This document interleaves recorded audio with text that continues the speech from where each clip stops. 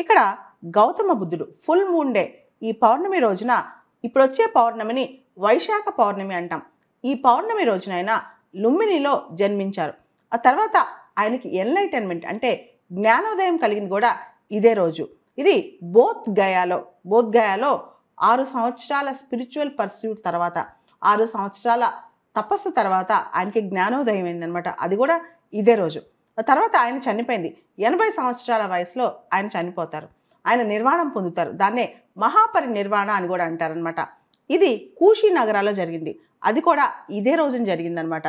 So ఈరోజు మనల్ని మనం రిఫ్లెక్ట్ చేసుకోవాల్సిన రోజు, మెడిటేట్ చేసుకోవాల్సిన రోజు, స్పిరిచువల్ ప్రాక్టీస్ ఇంకా ప్రమోట్ చేసుకోవాల్సిన రోజు అనమాట.